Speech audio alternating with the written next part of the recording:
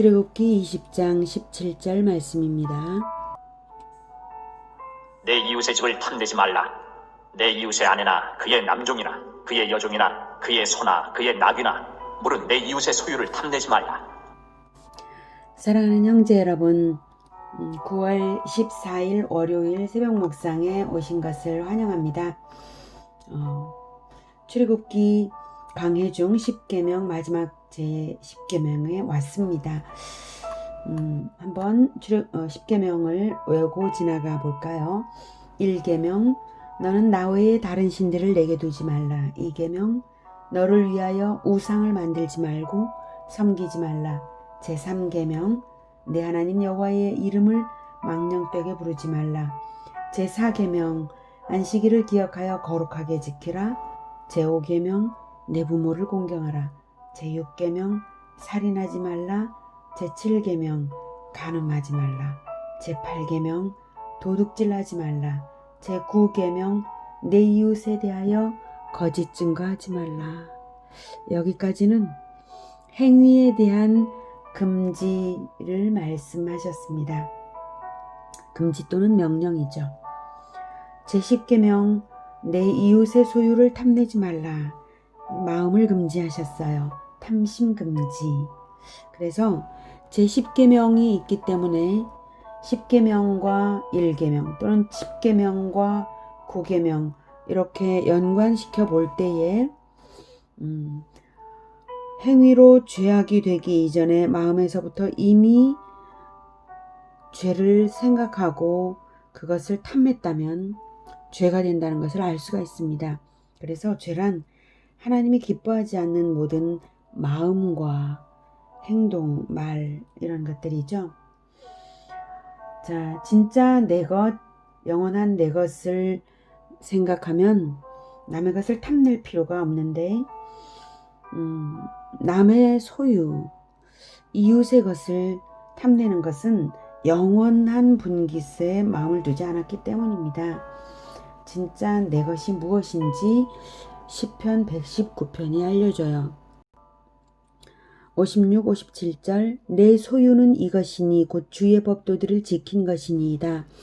여호와는 나의 분깃이시니 나는 주의 말씀을 지키리라 하였나이다. 내 소유가 금도 은도 아니고 하나님의 말씀을 지킨 것이 내 소유라고 합니다.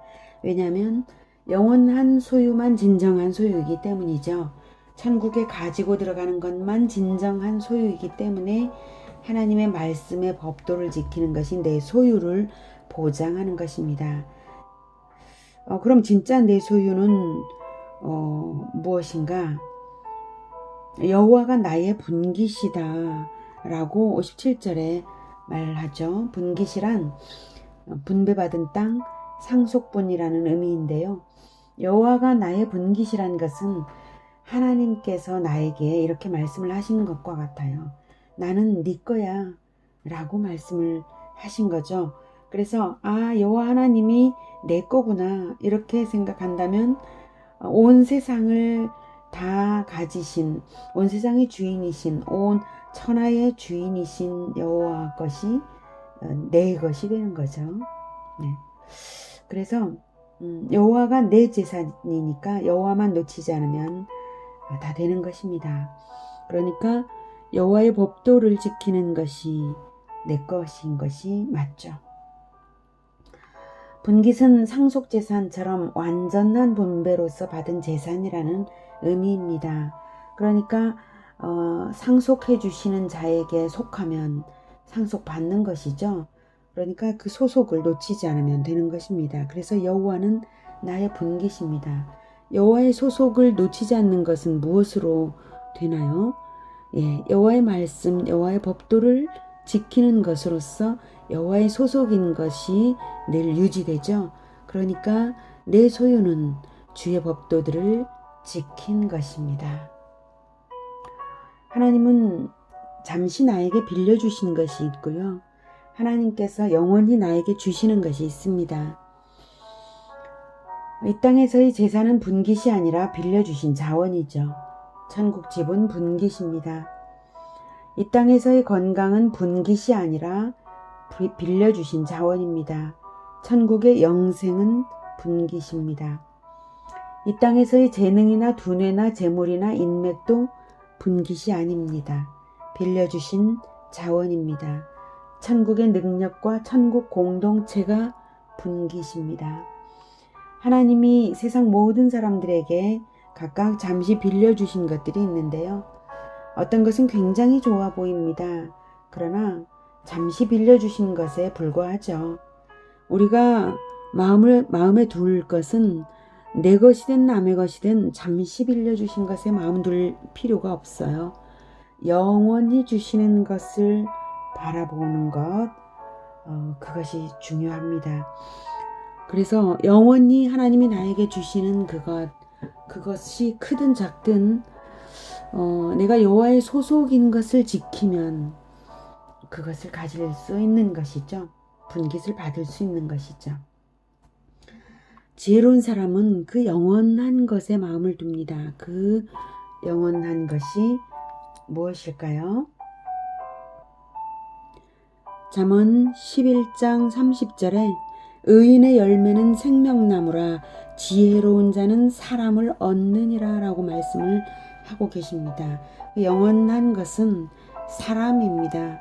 사람을 얻는 것이 지혜입니다.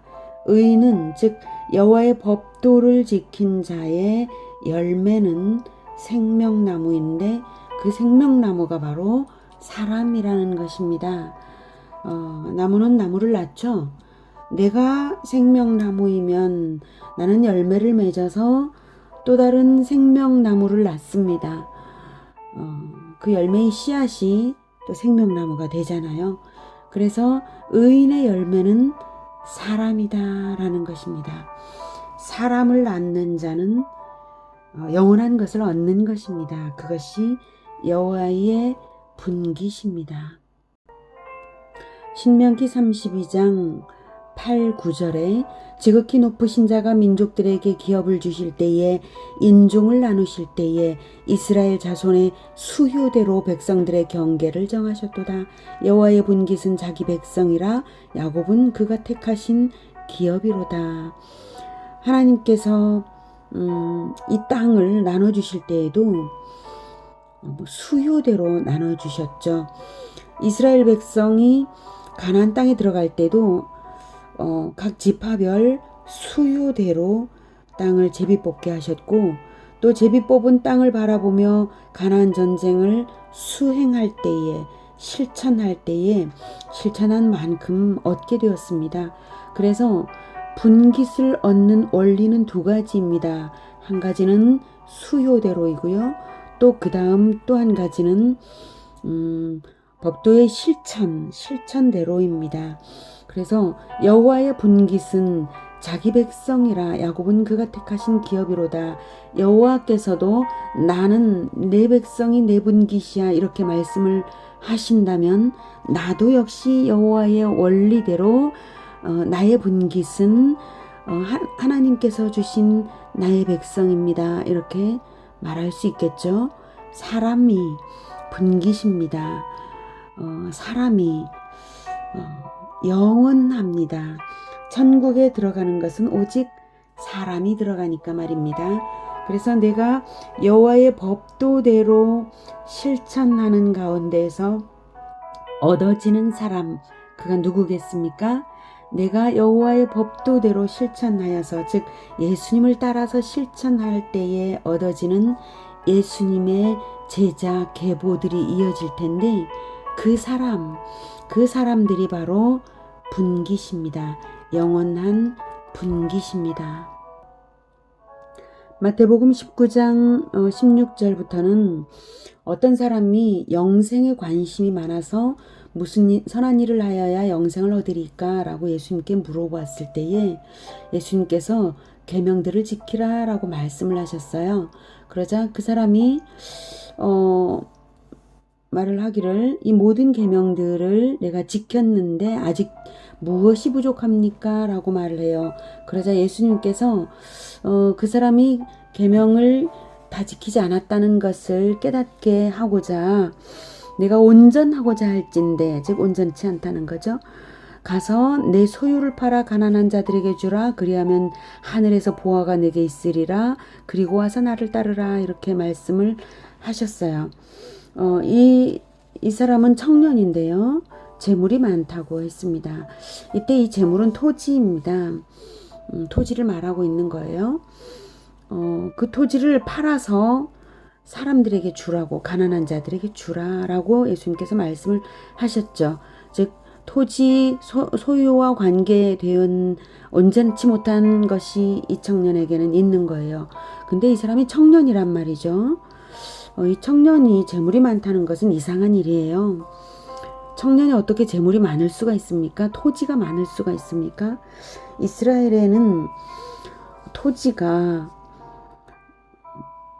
조상으로부터 물려받은 것만 자기 토지가 될 수 있지, 자기가 다른 토지를 많이 소유한다는 것은 희년에 돌려주어야 할 토지를 돌려주지 않았다는 증거죠.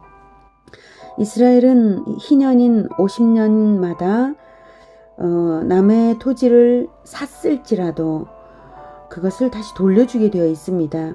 이스라엘에는 토지의 영구적인 매매라는 건 없고 50년에 한 번씩 돌려주는, 즉 50년만큼만 토지를 사고 팔 수 있는 것이죠. 그래서 이스라엘의 토지는 영구적인 분깃으로 하나님께서 주셨던 것입니다. 이것이 원리입니다. 천국도 일단 한번 천국에 들어가면 천국의 분깃, 천국의 땅이 있습니다. 그것은 영구적인 분깃입니다. 천국에 들어가면 살 집이 있다는 것이죠. 그런 것처럼 이스라엘도 분깃을 주셨는데, 근데 그 분깃을, 이 땅의 것을 더 많이 가지려고 희년이 지나도 돌려주지 않는다면 그것은 법도를 어긴 것이죠. 그것은 천국의 법도를 어겼기 때문에 천국 영생에 대하여 온전치 못했습니다. 그래서 예수님께서 온전하고자 한다면 소유를 팔아라, 네 토지를 팔아라 라고 말씀을 하시는 겁니다. 팔아서 나눠줘라. 근데 이 청년이 재물이 많다는 것은 자기가 그것을 얻지는 않았지만 상속받은 것인데요. 자기가 범죄해서 그 토지들을 얻은 것은 아닐지라도 적어도 무슨 지켜야 될 것이 있냐면 적어도 나눠줘야 될, 돌려주어야 될, 원래의 소유자들에게 돌려주어야 될 책임은 있는 것이죠.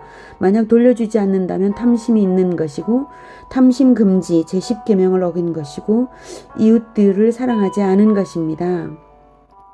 그래서 근심되어서 갔습니다. 이 사람은 재물이 탐나서 법도를 어겼습니다. 예수님께서 그래서 말씀하시기를 부자는 천국에 들어가기가 어려우니라. 낙타가 바늘귀로 들어가는 것이 차라리 더 쉽다. 이 말씀하셨어요. 이 말씀은 여기서 부자는 사람보다 또는 영원한 분깃보다 이 땅의 재물을 더 좋아하는 사람을 의미합니다. 진짜 많이 소유한 사람을 의미하는 건 아니죠. 왜냐하면 예수님께서 그 다음에 하시는 말씀을 보면 예수님의 이름을 위하여 전토를 벌인 자마다 여러 배를 받고 라고 말씀을 하고 계시잖아요.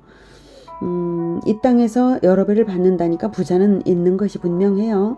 그러나 그것을 버릴 수 있는 자, 그러니까 탐심이 없는 자, 사람을 얻기 위하여 영원한 열매, 의인의 열매를 얻기 위하여 전토를 벌일 수 있는 자, 또는 이 땅의 여러 가지 모든 것을 다 버릴 수 있는 자, 탐심이 없는 자, 이런 사람들에게 진정한 영원한 분깃이 있는 것입니다. 그래서 먼저 된 자로서 나중되고 나중된 자로서 먼저 될 자가 많으니라 라고 말씀하신 것은 여전히 탐심을 가진다면 먼저 예수님을 믿고 따른다고 할지라도 나중될 수 있다는, 우리의 마음의 탐심을 버림으로써 진정 먼저 되고 또 영원한 분깃을 얻을 수 있다는 의미겠죠. 저는 여러분들이 재물에 탐내는 부자가 되시기보다는 선한 부자, 재정사역자들이 되시기를 바랍니다. 재정은 자기를 위한 것이 아니라 천국을 위하여 맡은 자원인 줄을 잘 아는 사람들이 재정사역자들이죠. 그래서 그런 사람들에게 하나님께서 재정을 맡기셔서 재정을 나누어 주는 일로 사역하게 하시는 것입니다. 재정은 하나님께 잠시 하나님께서 맡기신, 즉 내가 하나님께 잠시 빌린 것일 뿐이고, 그 빌린 것을 탐내지 않고 하나님이 영원히 주시는 것만 원하는, 바라는 사람이에요. 그래서 그 재정을 사용해서 사람을 얻죠. 진정 영원한 분깃을 얻는 것입니다. 천국의 땅은 백성의 수효대로, 나를 통하여 하나님께서 얻으신 사람의 수효대로, 또 나의 법도 실천의 원리대로 천국의 부자가 되는 것입니다. 천국의 진정한 부자이기를 소망하시면서 이 땅의 것을 사용하여 영원한 것을 넉넉하게 얻으시는 여러분 되시기를 축복합니다. 기도하겠습니다. 하나님, 우리에게 이 땅에서도 여러 자원을 주신 것을 감사합니다. 그러나 또한 오늘 여호와의 법도를 깨닫게 하신 것을 더욱 감사합니다.